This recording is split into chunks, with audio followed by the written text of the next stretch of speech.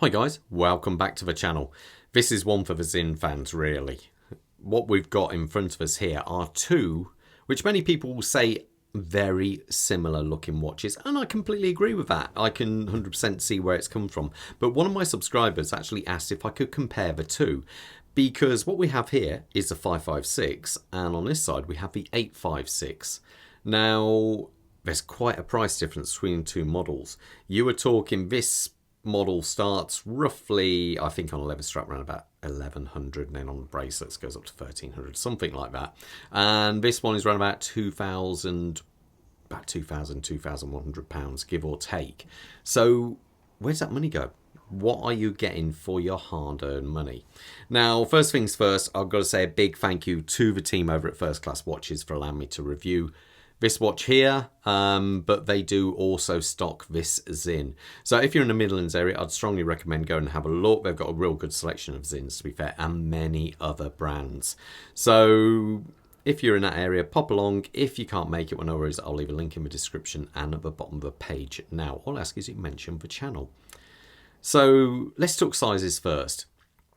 This is the 856, and basically we're talking it's a 40mm case size by approximately, I'd say 11mm thick.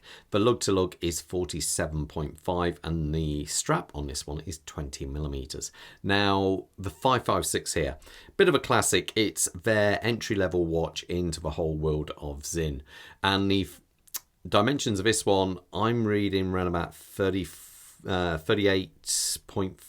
38.4, a thickness of, I think it was 11.2mm, maybe 11.3, and a lug to lug of 45.5, and the strap size is the same, the 20mm. So anyway, the dial, as you can see, both of these dials are so similar, and they're based on basically airplane cockpit kind of old-fashioned analog dials, and it's very unmistakably Sinn.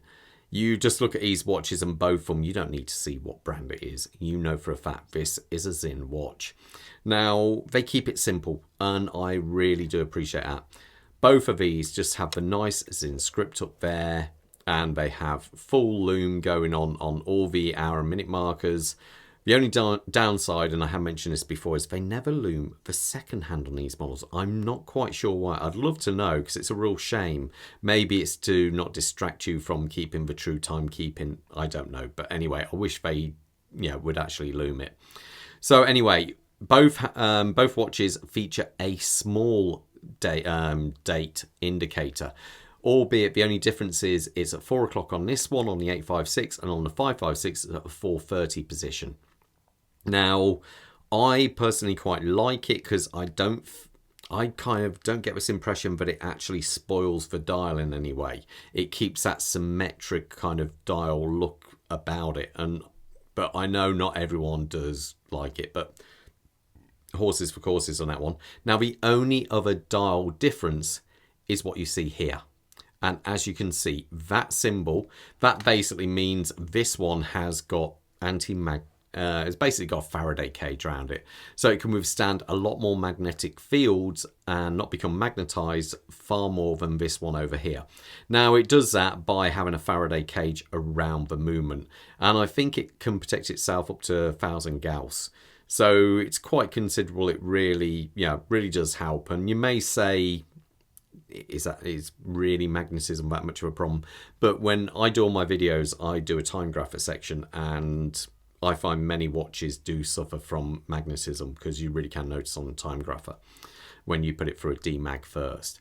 So anyway, that's the dial. The loom is good on both models. So let's face it, so far all we've got extra on this is the anti-mag properties, but there's more.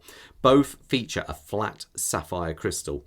Now they both have AR on both sides of these crystals, so they do a reasonable, quite a good job actually of mitigating any reflections. Now as we come round, this is another big one here.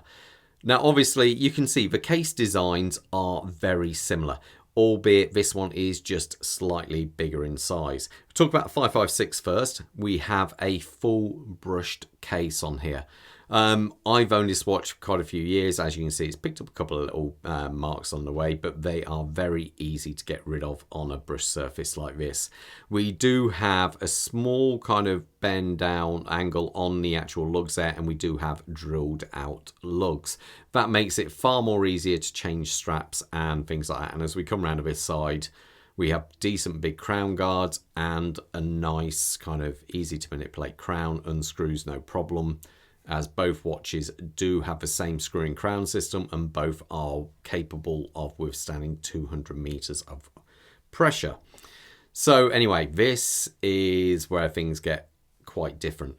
As you can see, bead blasted finish, so not much, that doesn't really mean much, but what on this watch, it's had Sinn's hardening process. Now, tegmenting. And what that does, the difference is this watch here, as you can see, picked up quite a few little scratches along the way. No great problem, because this has probably got a hardness of around about 225 Vickers, maybe 250 at a push.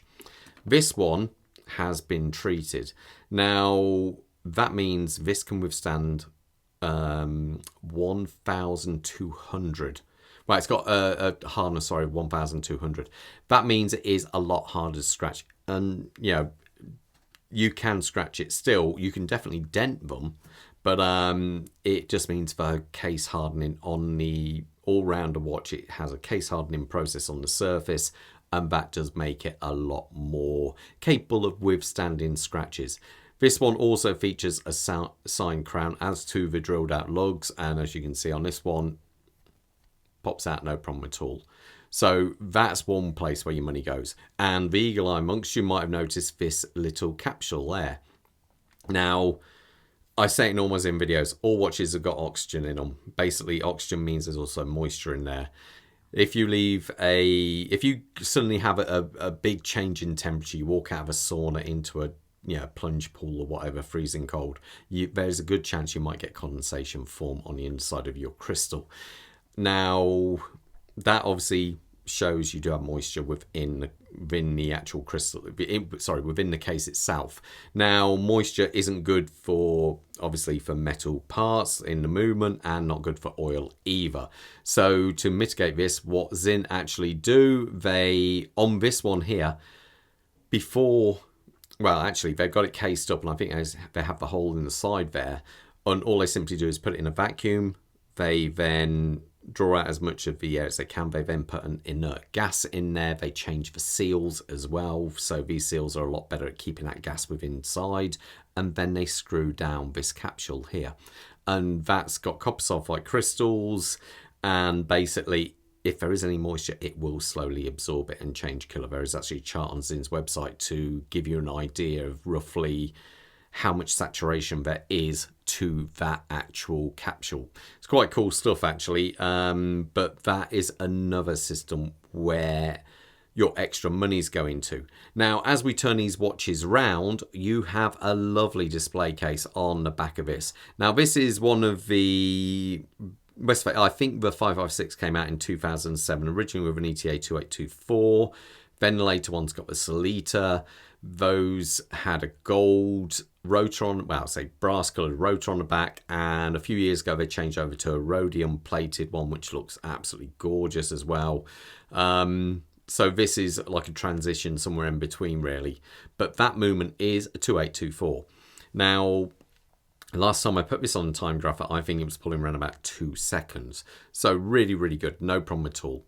Now, on the back of this one, we have a solid case back. Now, that's mainly because of the anti-magnetic Faraday cage system around the watch. And it also means the watch is, I think it's like 0.7 of a millimeter thinner than the 556, because you don't have to allow for the sapphire crystal on the back, because Sinn actually use sapphire on the back of these. I think it's even got AR on the inner side, which is a bit overkill, but we like that definitely. And the movement in this one, where that is, I say it's an SW300, 200 in this. So that's got around about 38 hours of power reserve in there. It's a top grade movement, so very, very solid.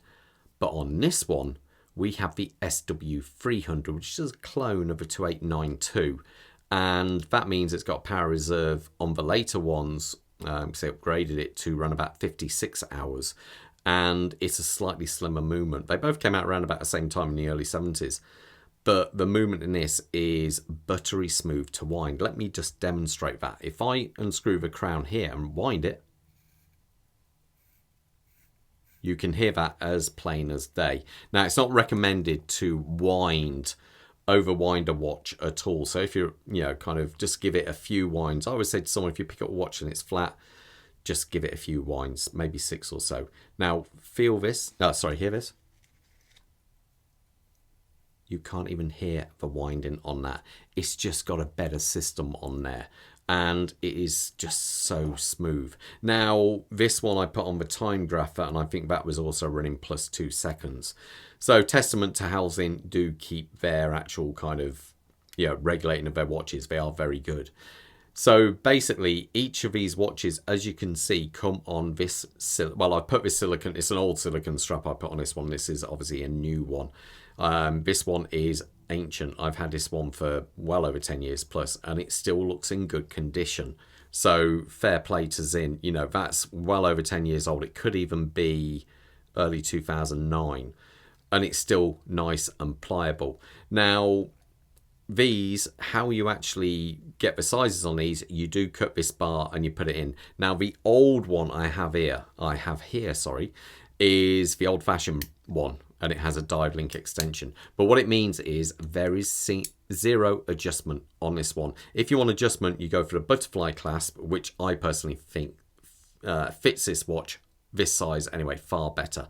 Now, this one is a newer one, and it actually features the on the fly micro adjustment, he says, as I pulled it all out there. Let me just see, can I get on? Yeah, there you go. And it slides inside, and then it will locate on different sizes.